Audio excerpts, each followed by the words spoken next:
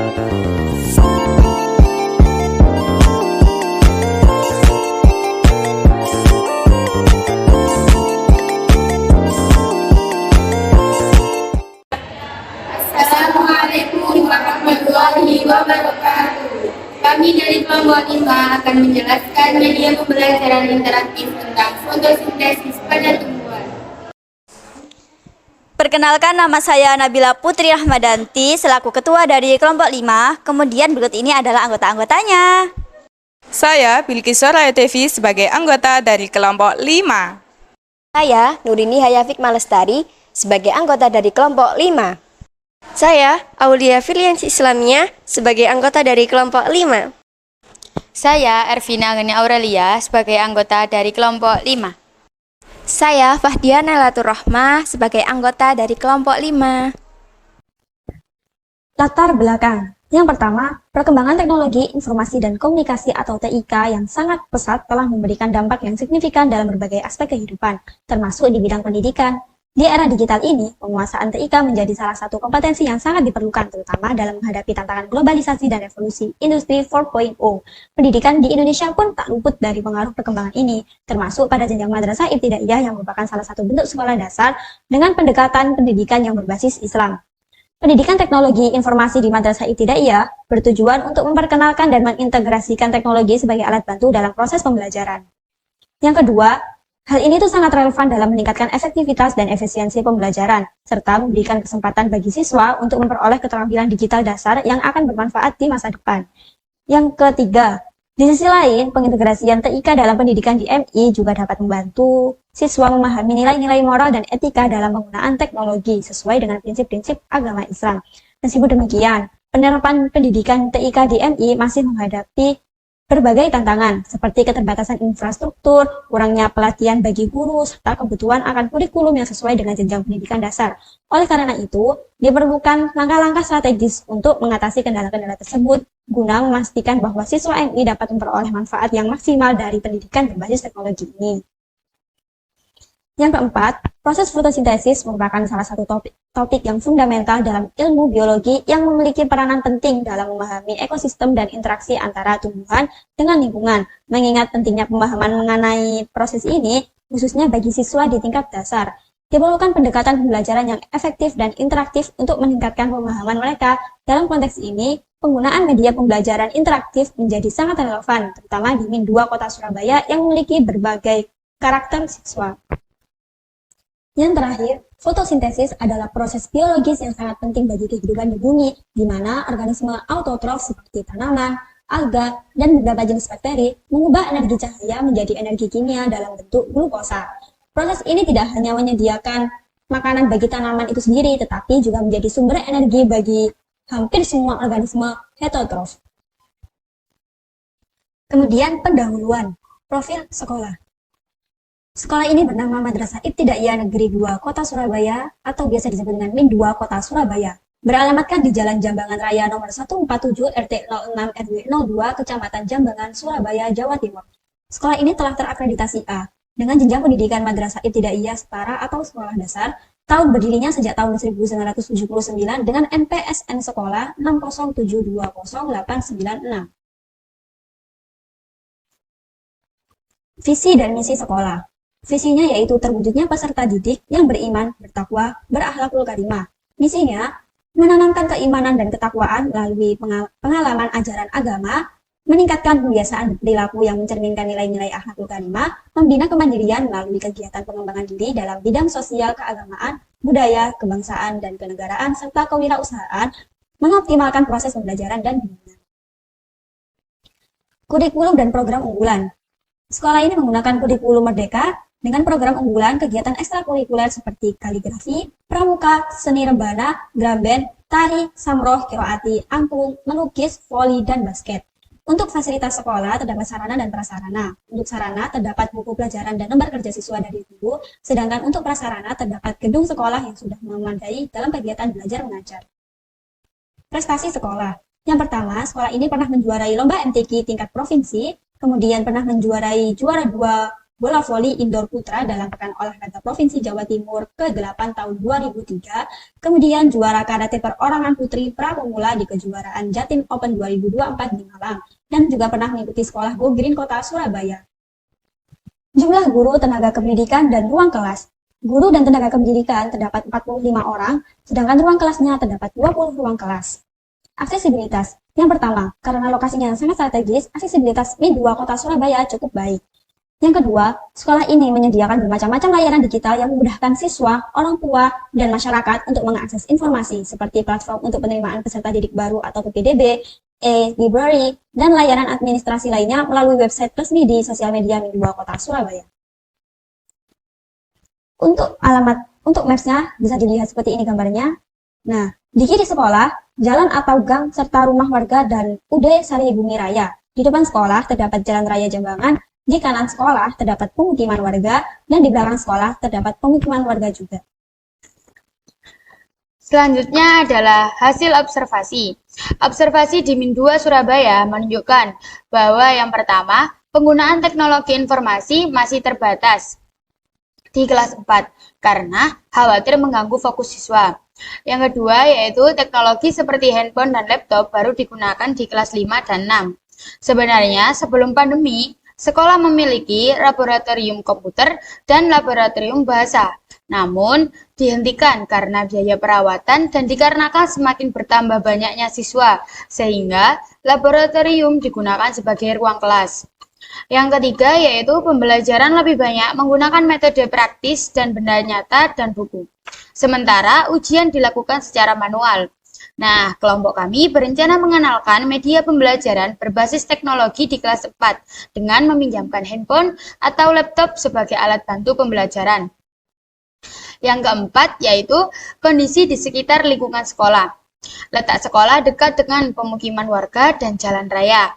Para warga sekitar cukup antusias untuk menyekolahkan anaknya di sekolah tersebut. Yang kelima yaitu kondisi luar sekolah. Kami melihat di luar sekolah banyak orang yang berjualan makanan, minuman, ataupun mainan. Tetapi pihak sekolah melarang siswa untuk membeli di luar karena pihak sekolah sudah menyediakan kantin di dalam sekolah. Namun, jika ada yang ingin membeli jajan di luar sekolah, boleh membelinya namun cukup di balik gerbang saja. Yang keenam yaitu kondisi halaman sekolah. Kondisi halaman sekolah kurang memadai karena halaman sekolah juga dipakai untuk tempat parkir guru atau murid. Dan untuk beberapa murid yang dijemput para walinya menunggu di dalam. Sehingga siswa maupun guru yang ingin melakukan kegiatan di halaman sekolah cukup terganggu. Contohnya seperti upacara, olahraga, atau yang lainnya. Kemudian yang ketujuh yaitu kondisi sekolah. Kondisi sekolah cukup baik karena fasilitas sudah memadai. Potensi gurunya juga sudah baik. Hanya saja masih ada beberapa fasilitas yang kurang. Seperti tidak adanya proyektor, ruang kelas, lab komputer, dan ruangan sehingga untuk kelas 1 dan 2 bergantian untuk jam masuknya. Kemudian, hasil wawancara. Yang pertama, kami bertanya tentang untuk saat ini, media pembelajaran apa yang digunakan guru untuk mengajar di kelas? Kemudian guru menjawab, media pembelajaran yang diberikan kepada siswa biasanya berupa praktik secara langsung dengan mencari objek sebagai media dalam pembelajaran, seperti bunga sepatu. Nantinya anak-anak akan mengamati secara nyata tentang media tersebut. Kemudian anak akan diberikan lembar kerja dari guru untuk menjawab pertanyaan-pertanyaan yang diberikan. Kemudian pertanyaan kedua yaitu, dalam kelas 4 ini apakah sudah ada media pembelajaran berbasis teknologi? Gurunya menjawab, di kelas 4 belum sama sekali menggunakan media komputer atau handphone. Dikhawatirkan nantinya akan mengganggu pembelajaran di kelas, karena anak-anak di usia ini banyak yang suka bermain HP terus-menerus dan membuka game daripada fokus belajar menggunakan teknologi. Ya, pertanyaan ketiga yaitu, media pembelajaran yang seperti apa yang paling menarik disukai banyak siswa dan dapat membantu pemahaman materi? Gurunya menjawab, media pembelajaran praktik daripada menggunakan metode ceramah. Guru lebih baik menggunakan metode praktik karena anak-anak akan lebih mudah mengingat apabila praktik secara langsung karena mereka mengalaminya sendiri. Kemudian pertanyaan keempat yaitu, Apa saja tantangan utama yang dihadapi sekolah dalam mengimplementasikan teknologi dalam pembelajaran? Gurunya menjawab, di sekolah ini di Min 2 Kota Surabaya belum adanya lab komputer. Jadi, untuk pembelajaran siswa tidak menggunakan teknologi seperti komputer. Dahulu di sekolah ini ada lab komputer, akan tetapi dikarenakan kapasitas murid yang diterima sangat banyak, jadinya lab komputer sekarang akhirnya diganti menjadi sebuah kelas. Kemudian pertanyaan kelima yaitu, apakah ada rencana ke depannya untuk pembelajaran menggunakan teknologi seperti komputer atau smartphone? Gurunya menjawab, kemudian akan diadakan lagi lab komputer di sekolah ini. Jadi, sekolah ke depannya bisa belajar menggunakan teknologi seperti komputer. Dulu pernah ada pembelajaran SBDP berupa komputer dan lab bahasa, tetapi sekarang tidak ada semenjak adanya COVID-19. Selanjutnya yakni terkait bahan ajar. Yang pertama ada CP atau capaian pembelajaran. Pada capaian pembelajaran ini berfokus pada mengamati.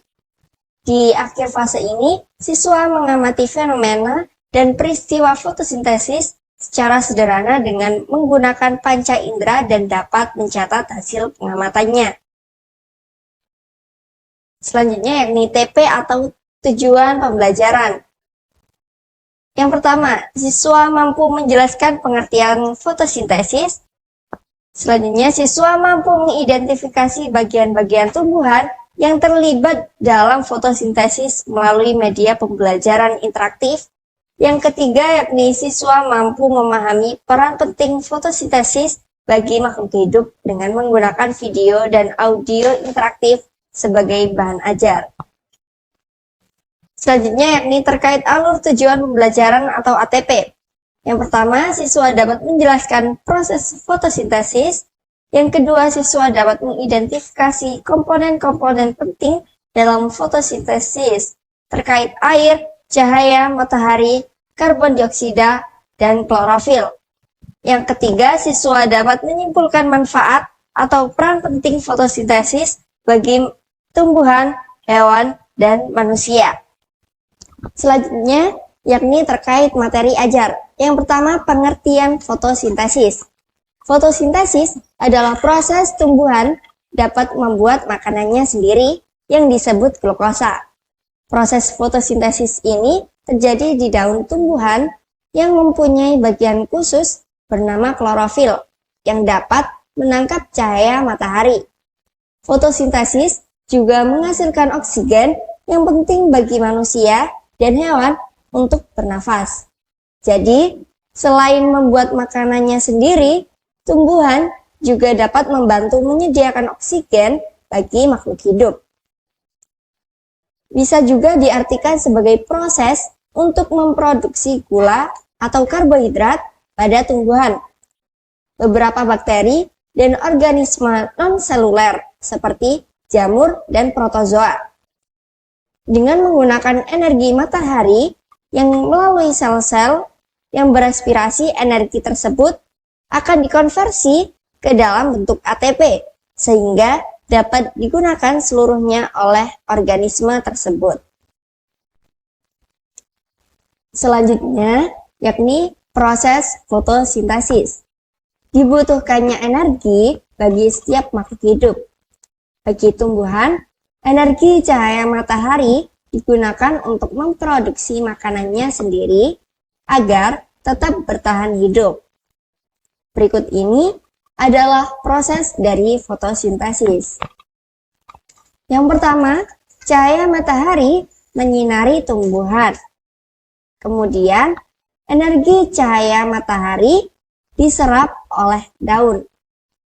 Di dalam daun terdapat klorofil yang berfungsi untuk menangkap cahaya matahari. Kemudian memulai proses fotosintesis. Klorofil berwarna hijau yang memberikan warna pada daun sehingga daun berwarna hijau. Setelah itu, di dalam tanah terdapat air yang diserap oleh akar, kemudian disalurkan oleh batang sampai ke daun. Daun menyerap karbon dioksida di lingkungan sekitar, seperti asap pabrik, asap kendaraan, hembusan nafas manusia, dan hewan. Kemudian, setelah semua bahan terkumpul, seperti cahaya matahari, karbon dioksida, dan air, daun akan melakukan proses fotosintesis. Untuk materi yang selanjutnya adalah mengenai faktor yang mempengaruhi proses fotosintesis. Di dalam proses terjadinya fotosintesis, terdapat beberapa faktor yang mempengaruhi. Di antaranya, yakni yang pertama, cahaya matahari. Cahaya matahari merupakan faktor utama dalam proses terjadinya fotosintesis. Kemudian, faktor yang kedua adalah klorofil cahaya. Matahari diserap oleh klorofil.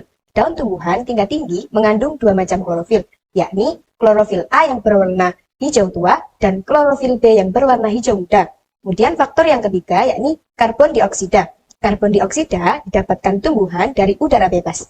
Makin banyak karbon dioksida yang diserap oleh tumbuhan, maka kian cepat proses fotosintesisnya. Kemudian faktor yang keempat adalah air. Air yang digunakan tumbuhan untuk proses fotosintesis berasal dari tanah, yang diangkut oleh silem menuju ke daun. Kemudian untuk faktor yang terakhir adalah suhu. Suhu merupakan faktor yang sangat penting dalam proses fotosintesis. Jika suhu tidak sesuai, maka fotosintesis tidak dapat berlangsung. Untuk materi yang selanjutnya adalah mengenai peran fotosintesis bagi makhluk hidup. Yang pertama, fotosintesis menghasilkan karbohidrat atau makanan yang disalurkan oleh batang ke seluruh bagian tumbuhan untuk tumbuh. Kelebihan makanan tersebut disimpan ke dalam bentuk buah atau umbi. Yang kedua, fotosintesis menghasilkan karbohidrat atau makanan. Fotosintesis juga menghasilkan gas oksigen yang dilepaskan oleh daun ke udara. Nah, oksigen ini dipakai oleh makhluk hidup untuk bernafas. Jadi, proses fotosintesis sangatlah berperan penting dalam kehidupan makhluk hidup.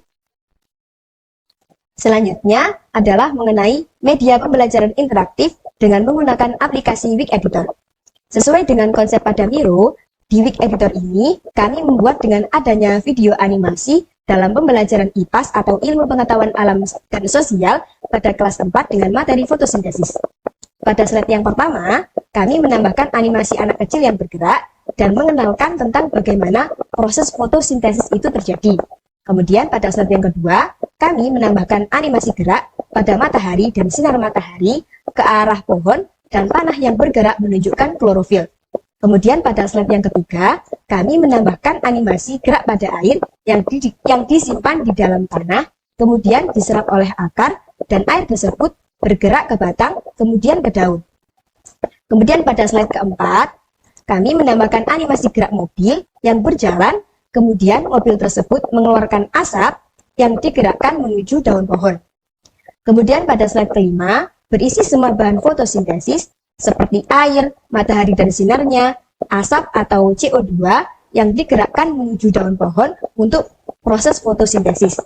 Kemudian pada slide yang keenam, kami menambahkan animasi bergerak pada hasil dari fotosintesis, yakni gula yang akan disimpan menjadi buah dan oksigen yang nantinya akan dihirup oleh manusia dan hewan. Di sini saya akan menjelaskan mengenai konsep media pembelajaran dan pembagian tugas anggota menggunakan aplikasi Miro. Ini dia tampilan mengenai aplikasi Miro. Di sini saya akan menjelaskan mengenai media pembelajaran interaktif untuk materi fotosintesis pada tumbuhan. Dibagi menjadi dua. Yang pertama, perencanaan penerapan media pembelajaran di kelas, dan yang kedua ada konsep. Yang pertama dibagi menjadi 3 cabang, yakni cabang yang pertama pembukaan yang berisi salam pembuka dan menyapa siswa yang akan dipandu oleh saya. Selanjutnya doa sebelum belajar yang akan dipandu oleh Mbak Aulia. Selanjutnya melakukan ice breaking sebelum memulai pembelajaran yang akan dipandu oleh Mbak Nabila. Cabang yang kedua berisi utama, dalamnya berisi pengenalan mengenai media pembelajaran berupa video animasi yang akan dipandu oleh Mbak Aulia dan saya. Selanjutnya penyampaian dan penguatan materi fotosintesis yang akan dipandu oleh Mbak Nabila dan Mbak Nabila. Kemudian menguji pemahaman siswa mengenai materi melalui kuis yang akan dipandu oleh Mbak Aurel dan Mbak Naila. Cabang yang ketiga ada penutup. Di sini berisi melakukan ice breaking setelah pembelajaran yang akan dipandu oleh Mbak Aurel. Selanjutnya doa penutup yang akan dipandu oleh Mbak Naila dan salam penutup yang akan dipandu oleh Mbak Nurdin. Yang kedua ada konsep. Nah, dalam konsep ini terbagi menjadi beberapa cabang. Yang pertama Tujuan media pembelajaran interaktif yang dibagi menjadi 3 poin. Poin yang pertama bagi guru, yakni sebagai media atau alat yang digunakan untuk mengajar. Yang kedua bagi siswa, supaya siswa tertarik pada media pembelajaran sehingga siswa bisa lebih mudah menerima materi fotosintesis. Yang ketiga bagi orang tua, yakni untuk memfasilitasi pembelajaran anak ketika berada di rumah. Konsep yang kedua berisi materi pelajaran. Di sini kami menggunakan materi IPAS atau ilmu pengetahuan alam dan sosial mengenai materi fotosintesis pada tumbuhan. Cabang selanjutnya konsep mengenai media penjelasan materi. Kami menggunakan buku ajar siswa kelas 4 mata pelajaran IPAS dan jurnal pendukung. Di sini kami cantumkan linknya. Konsep selanjutnya mengenai media yang tersedia. Di sini kami menggunakan beberapa aplikasi. Aplikasi yang pertama yakni Google Docs sebagai pembuatan materi ajar dan bahan ajar. Di dalamnya terdapat pendahuluan mengenai latar belakang yang ditulis oleh Mbak Naila. Selanjutnya bahan ajar yang terdapat capaian pembelajaran dan tujuan pembelajaran yang ditulis oleh saya. Lalu tujuan pembelajaran yang ditulis oleh Mbak Nurin. Materi ajar, di dalamnya terdapat pengertian fotosintesis dan proses fotosintesis yang ditulis oleh Mbak Aurel. Selanjutnya faktor yang mempengaruhi proses fotosintesis yang ditulis oleh Mbak Aulia. Dan yang terakhir peran fotosintesis bagi makhluk hidup yang ditulis oleh Mbak Nabila. Kemudian kami juga mencantumkan daftar pustaka atau referensi yang ditulis oleh semua anggota kelompok. Selanjutnya kami menggunakan aplikasi Google Slide. Di dalam Google Slide kami menuliskan latar belakang, profil sekolah dan lain-lain. Yang pertama latar belakang ditulis oleh Mbak Nuri. Yang kedua, profil sekolah ditulis oleh saya. Yang ketiga, hasil observasi yang ditulis oleh Nabila. Selanjutnya, hasil wawancara ditulis oleh Mbak Aurel. Cetak Google Maps dicantumkan oleh Mbak Nuri. Bahan ajar ditulis oleh Mbak Aulia. Materi ajar ditulis oleh Mbak Nabila dan Aurel. Konsep media pembelajaran dan pembagian tugas atau MILO ditulis oleh Mbak Naila. Media pembelajaran interaktif, yakni Wik Editor ditulis oleh Mbak Naila. Lalu penerapan media pembelajaran atau itu ditulis oleh saya. Aplikasi yang kedua, kami menggunakan Wik Editor sebagai media pembelajaran interaktif. Di dalamnya kami menyusun konsep video animasi dan mengumpulkan elemen gambar dan suara yang dilakukan bersama-sama semua anggota kelompok. Pada slide pertama, kami menambahkan animasi gerak pada matahari dan anak kecil, ditambahkan oleh Mbak Aulia. Kemudian menambahkan tombol mulai untuk pindah ke halaman selanjutnya, ditambahkan oleh Mbak Nabila. Pada slide kedua, kami menambahkan animasi gerak pada matahari yang dapat menyinari pohon, ditambahkan oleh saya. Pada slide kedua juga, menambahkan tanda panah dan memunculkan gambar klorofil yang ditambahkan oleh Mbak Nurin. Pada slide ketiga, menambahkan animasi gerak pada awan dan air, ditambahkan oleh Mbak Aurel. Pada slide keempat, menambahkan animasi gerak pada mobil dan menambahkan elemen asap knalpot, ditambahkan oleh Mbak Nurin. Pada slide kelima, menambahkan animasi gerak pada elemen air, matahari dan sinarnya, dan asap, ditambahkan oleh Mbak Naila. Pada slide ke-6, sebagai slide penutup, kami menambahkan animasi gerak buah-buahan dan oksigen, itu ditambahkan oleh Mbak Naila. Nah, kemudian untuk konsep selanjutnya, kami menggunakan aplikasi Draw.io, yaitu sebagai alur penerapan media pembelajaran yang dikerjakan bersama-sama. Nah, yang pertama itu menentukan sekolah yang akan diobservasi. Kemudian yang kedua, menentukan jenjang kelas. Yang ketiga, menentukan materi dan subbab pembelajaran. Yang keempat, membuat daftar pertanyaan untuk wawancara. Yang kelima, melakukan observasi dan wawancara di sekolah. Yang keenam, menganalisis hasil wawancara. Yang ketujuh, menyusun media pembelajaran. Yang kedelapan, kita membuat media pembelajaran. Kemudian yang kesembilan, yaitu mengaplikasikan media pembelajaran di sekolah. Nah, konsep selanjutnya yaitu kami menggunakan aplikasi Miro sebagai konsep media pembelajaran dan pembagian tugas. Nah, yang pertama itu membuat perencanaan penerapan media pembelajaran di kelas yang dikerjakan oleh Aurel.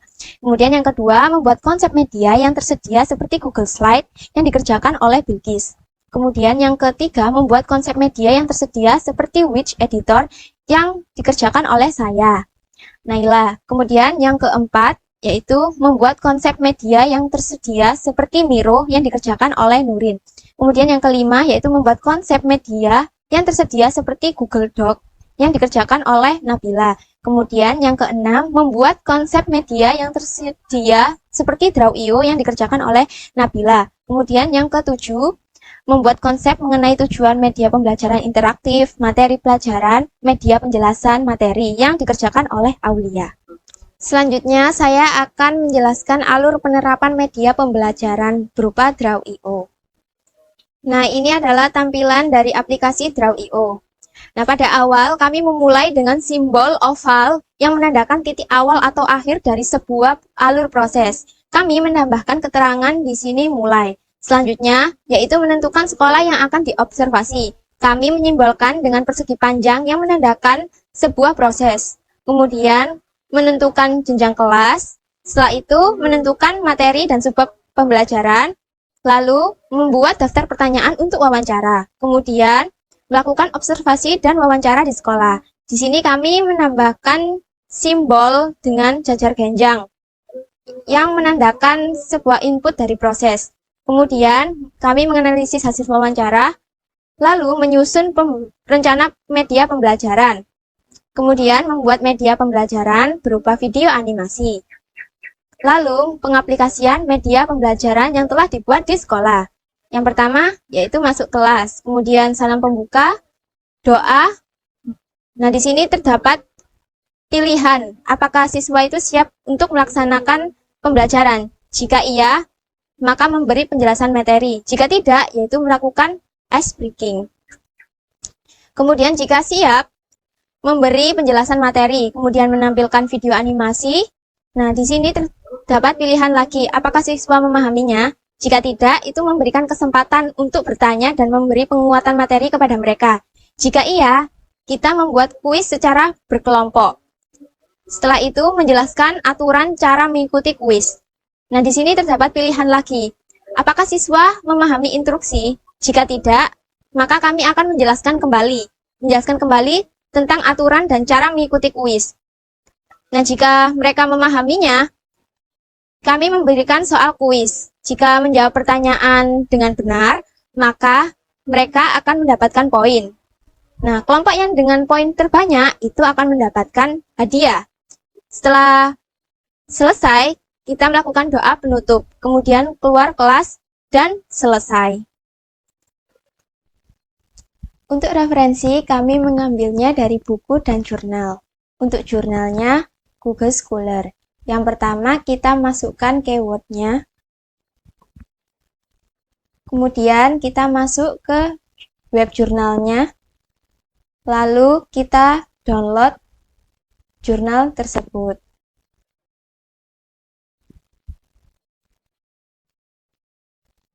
Setelah di-download, maka kita bisa memasukkannya melalui Zotero. Di sini saya akan menjelaskan bagaimana cara memasukkan file referensi ke aplikasi Zotero. Yang pertama, kita buka dulu aplikasinya. Setelah itu, kita klik Add Attachment, klik Add File, kita cari file yang kita butuhkan, kemudian klik Open.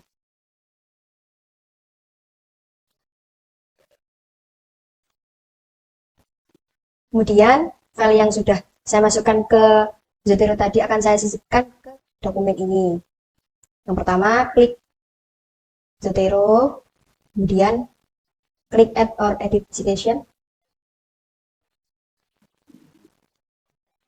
Kemudian kita pilih citation style-nya, yakni menggunakan style apa.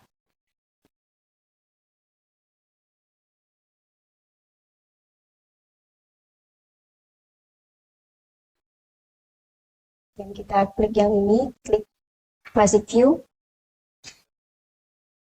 klik file referensi yang tadi, kemudian klik OK.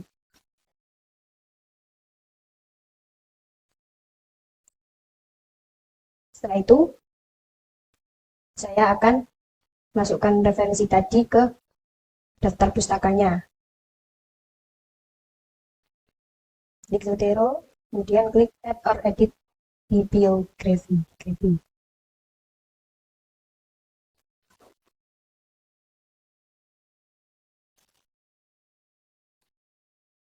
Nah, sekarang referensi yang tadi sudah masuk ke daftar pustaka. Sekian video penjelasan dari kami. Wassalamualaikum warahmatullahi wabarakatuh.